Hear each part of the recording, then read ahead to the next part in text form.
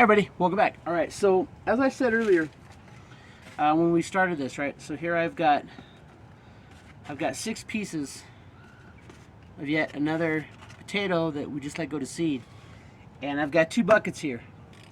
Now, one bucket, we're gonna do the traditional method, you know, where we're gonna put the seeds in here. So, and these are dried out, so they're properly chitted. But we're gonna drop this one in just like this.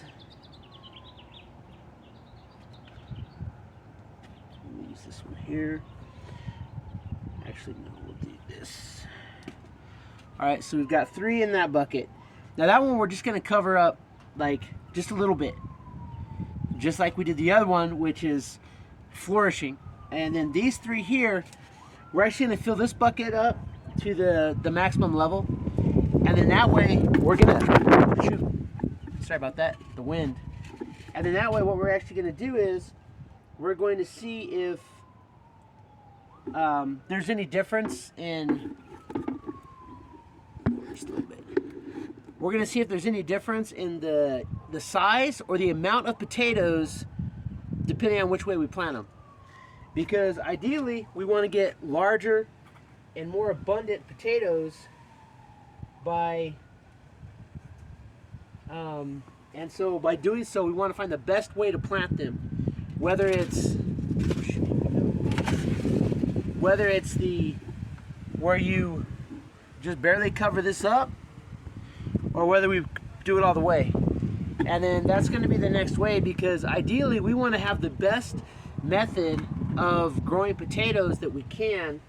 That way we can get the most out of our crop, because especially if we're growing them in the city in a 5-gallon bucket, you either want the biggest ones you can get, or you want to have a full bucket just loaded with a bunch of potatoes. So either way, we're going to figure out which is the best way. Apologize for the wind, can't control it, but had to do it today. So I keep my schedule up. So, all right, so we're going to go ahead, and what we're going to do is we're going to take some of the soil. We are still using our M48 op shovel, and we're just going to cover this first bucket up just enough.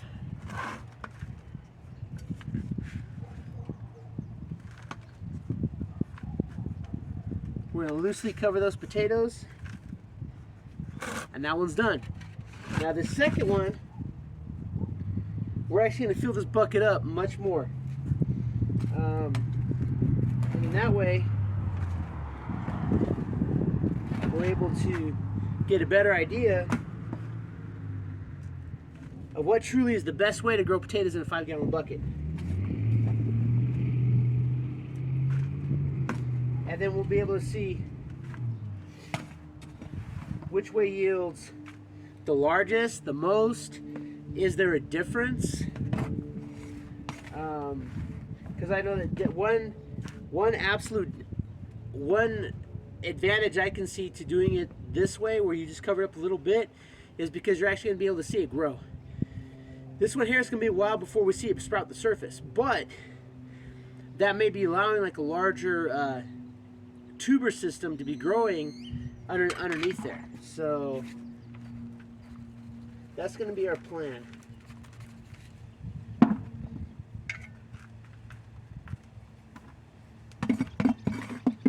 And this soil we had like other plants in this last year, so the soil is it's pretty good. And then that way we can get, put nutrients back into the system. I'm going to start doing some companion planting. That's going to be kind of like our next stage here. Like some plants, they just take all the nutrients out of the soil and they don't put anything back. Other plants, like the beans, they'll actually load the soil with vital nitrogen, so you can actually get healthier plants. All right, so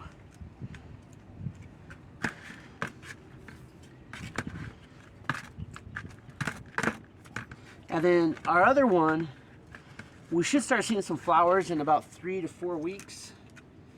And then after that, the leaves are going to start dying back.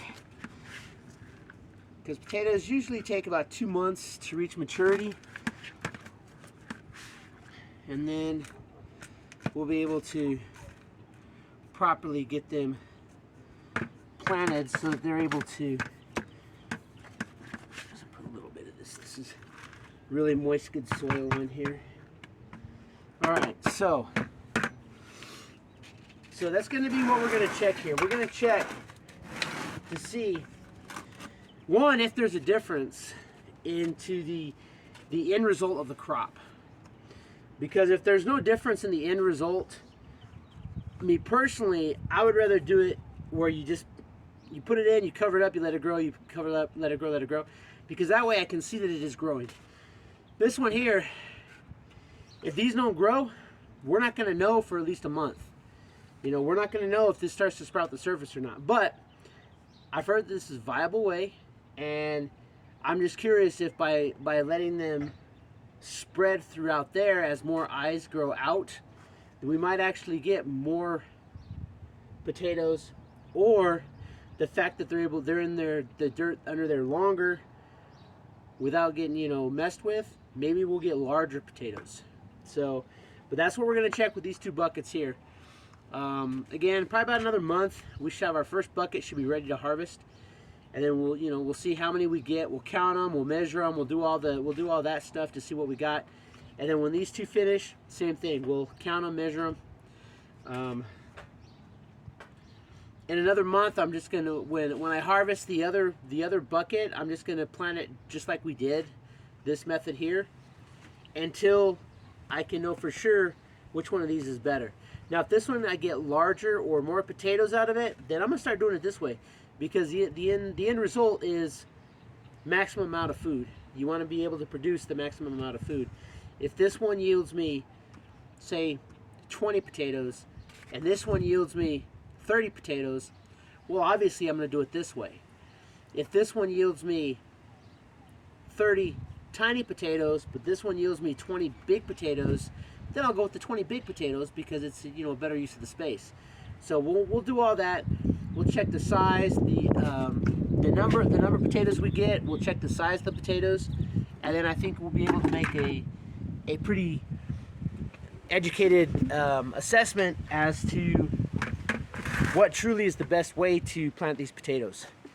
So, and that's our ultimate goal. The ultimate goal is that we can maximize our food output, so that way, one, we can spend less in the market. Not to put markets out of business or anything, but I mean, everything's getting so expensive. So if we spend a little bit less in the market, I mean, if we can save, $5 a month just on potatoes, and then that's $5 a month we're not spending on one item. And then, like I said, I'm going to start getting into the companion gardening. I'm going to do like corn and green beans, and corn and squash, and just stuff that will grow really well together. I do plan on making use of this space right over here. Hold on just a second. I do plan on making use of this space here. I'm thinking that I'm going to use this wall here, and I'm actually going to put a decent sized raised bed in there, maybe enough for like two rows of corn and some green beans, and then there's Loki. But I want to use this area here and grow some crops right here, because it's so narrow here. So I mean, it's not like it's not really going to be good for trees, because they're just not going to be effective. But I think I can use this area here, maybe even in the front, and do just like an L-shaped raised bed right here, and then that way I can make use of this little area here, put in some corn and some green beans, because they both require at least 6 hours of sun. They'll definitely get it because the sun comes right over here. In fact, I may have to put in like a sunscreen on the top here, but then again, I can get the sunscreen fabric from Lowe's for relatively cheap, and then I can just go over the top of this fence here. I can put another pole over there next to that one right there. So I got this pole here. I can just put another pole right there, and then I can put another, like right across from it, put in a pole, and then just use the tops here, and I can attach a sunscreen over that, so it gets sunlight, but it's not that direct desert sun just tearing down on them. But I'm gonna see how well they grow without that, because if they will grow effectively, then that's the plan. So yeah, that's what we got going on. Again, we're going to definitely be following up on the potatoes, because potatoes are a very, very, very useful plant to grow.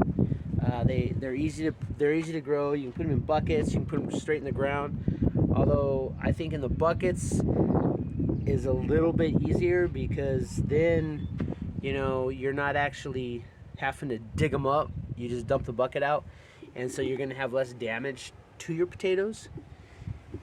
And it's a good way to make use of the space. So, and in fact, even when I work on the side there, on the I may just put like make my platform opposite the raised bed. I might just put make a raised bed, like a raised platform, and put like a small bed underneath it for like radishes or something, and then over the top of it just use like some old pallet wood or something, and build a platform to put the buckets on. And so then as I water the buckets, I said I want to do that anyway, and then it can go down into the smaller bed under there, where we got like radishes or turnips, or some of the, or beets, some root vegetables that'll grow underneath there, and then that way we'll see what's going on. But it's when you only have so much space and you're trying to grow your own food, you have to